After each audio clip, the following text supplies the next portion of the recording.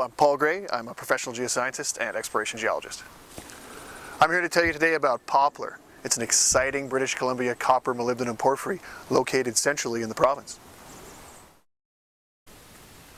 Poplar is located in central British Columbia. It's about 50 kilometers south of Houston, and interestingly about 50 kilometers north of the producing Huckleberry mine.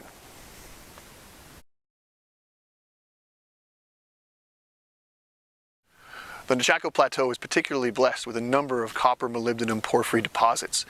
Among them most interesting and among the most relevant is Huckleberry copper, located just down the road from the Poplar deposit. And Daco is a past producer, molybdenum. You've got Grand Isle and Bell, located not too far away. And all of these systems occur in the same age rocks and are hosted in the same age mineralization. Poplar itself is intimately related to the very close by Huckleberry deposit.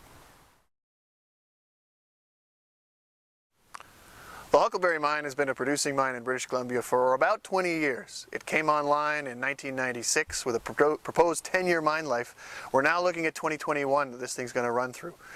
Imperial Metals is the operator and has been with a consortium of a Japanese investor group. And this baby started out with looking at only 10 years. Now we're talking about 30 plus. So Huckleberry is a classic copper molybdenum porphyry deposit, just as the very closely located Poplar project I'm here to tell you about. Poplar's been explored intermittently since the 1970s, which was when exploration began in the Nechako batholith and the Nechako Plateau in general. Huckleberry was identified early in the 50s through the 70s and was eventually brought into production in the 1990s. Poplar has not had that much work done on it in past recent history. However, over the course of the last 10 years, we've been building up towards building a new resource, a new model, which we can start to define economics and indeed begin a mine plan.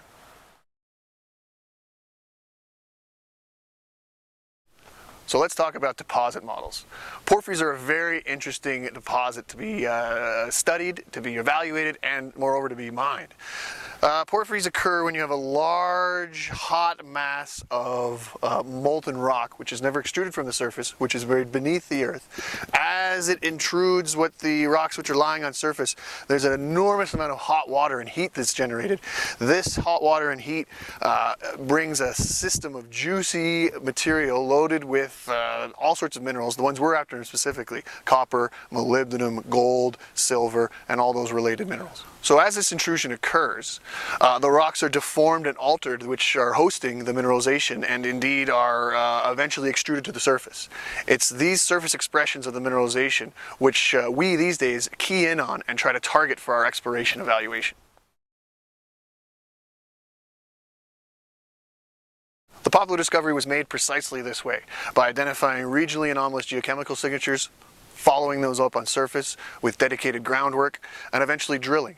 It's through the process of this diamond drilling, which is the extraction of small cylinders and tubes of rock, which we bring to the surface, study and analyze, that we learn about a deposit, and we can actually pull together all this disparate information into something which is tangible, which we can actually look at the economics of extracting. There's two major aspects that are necessary in any copper molybdenum deposit. One, you need a porphyry, you need an intrusion, which we discussed earlier. And two, you need structure. The structure controls and acts as a conduit which allows these percolating solutions to find their way to the surface in this case, or at least to find their way to concentrate in economically viable quantities.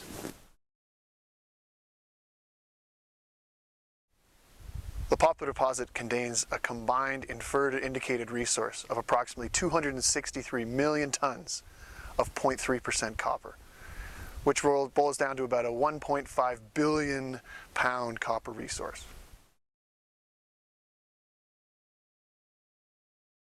The Poplar deposit has excellent exploration potential, with a half a dozen strong anomalies identified through airborne magnetometer surveys, as well as a number of regional exploration targets identified by previous operators.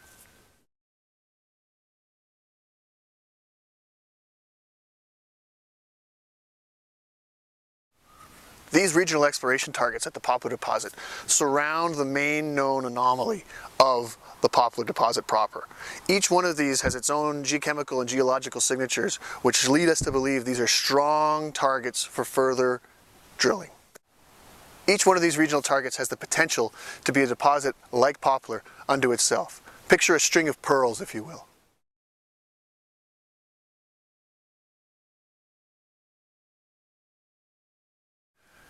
In closing, and what I'd like to leave you with is, this deposit, the Poplar deposit, is in copper country. There's an expansive potential to increase reserves and resources on this project, as well as to identify new zones of mineralization in the surrounding areas.